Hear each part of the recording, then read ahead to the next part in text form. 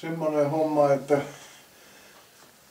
olin telkasta katsellut ohjelmia, missä kerrot näistä elämäntavoista, ja mä vanhana urheilijana niin otin kaikki opiksi, ja sitten tuolla Saarikyliin, siellä oli vaimon kotimökki, missä mä olin jo eläkeläisenä, sitten tein kaikkia näitä ulkotöitä. Siellä oli isot nurmikot ja mä olin tehnyt sinne kaikenlaisia laattatasanteita, semmosia, missä oli tuoli tai jotain. Ja mä otin sitten opiksi sen, että kun mä ajoin nurmikkoa semmoisella, mitä itse lykkäsin semmoisella koneella, niin mä semmoisen 15-20 minuuttia ajon ja sitten istuin johonkin laattojen vieressä oleville tuolille tai penkille ja piti semmoisen 10-15 minuuttia ja kuuntelin lintujen lauluja ja ajattelin maailmaa ja sitten taas tein ja monta tämmöistä, sanotaan nyt pyrähdystä, että saattaa sitä puoli päivää mennä, niin en koskaan tehnyt sillä, että mua olisi ruvennut väsyttää.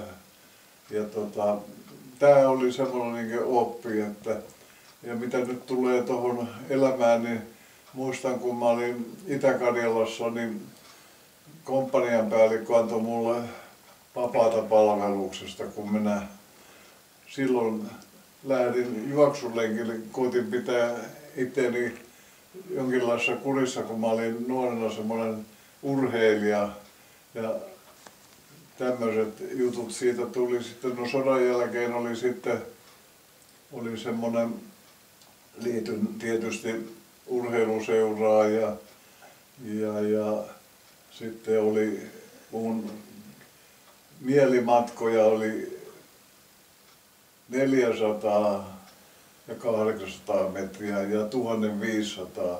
Ja siihen aikaan oli urheilukenttä oli pieni ja oli vain 200 metrin rata, kun kierrettiin ympäri, niin siinä oli monenlaista. Mutta kyllä siellä sitä tuloksia oli Etelä-Hämeen piirin tuossa 800 metrin juoksussa melkein voittaja, mutta viime tipassa yksi kaveri pääsi ohitte, mutta tämmöisiä on elämänvaiheita. Ja sitten aikanaan kun täällä nyt vartulina oli ja tuli kaikenlaisia sairauksia, niin se professori, joka mua hoiti niin, ja mä kerron tätä elämäntarinaa, niin sanoi, että sieltä nuoruudesta ne urheiluharrastukset on, jotka on muodostunut semmoisen kivijalan mun elämääni ja tällä lailla. Ja näinhän tässä nyt sitten mennään. No, olihan semmoinen vaihe, että 10 vuotta olin omaishoitaja, kun vaimossa oli Alzheimerin tauti ja siinä vaiheessa hukku muuhun yhteiskuntaan kaikki siteet. Että tämmöisiäkin on. No, sitten sen jälkeen, kun vaimo oli jo sitten kuollutkin, niin sitten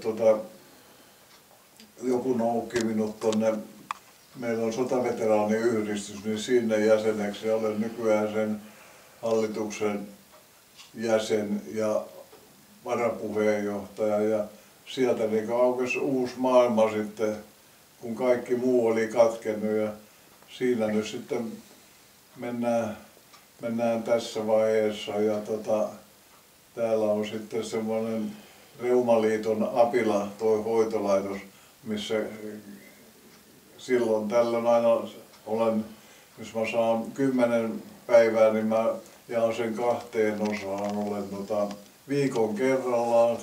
Ja kun tästä on vaan semmoinen 5 kilometriä matkaa ja siellä on helppo mennä ja poika kuskailee mua sitä ja käy katsomassa ja tällä lailla. Tää elämä tässä soljuu, eli oikeastaan se veteraani asia oli niin mulle uusi ikkuna sitten taas tähän yhteiskuntaan ja siellä on samankaltaisia ja voi jopa olla rehvakas, että mä olen keski-ikäinen, kun nyt veteraanien keski-ikä on 92 vuotta ja minä olen siinä piipussa menossa, niin tällä lailla sitä voi välillä leukea, että on keski-ikäinenkin.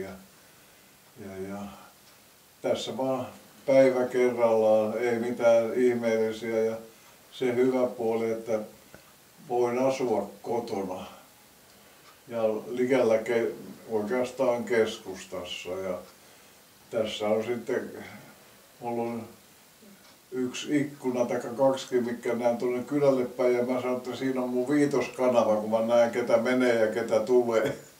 Että tämmöistä tässä mennään, että päivä kerrallaan, ja kukahan se laulaja, kun oli joka sanoi, että päivääkään ne vaihtaisi pois. Että tällä lailla.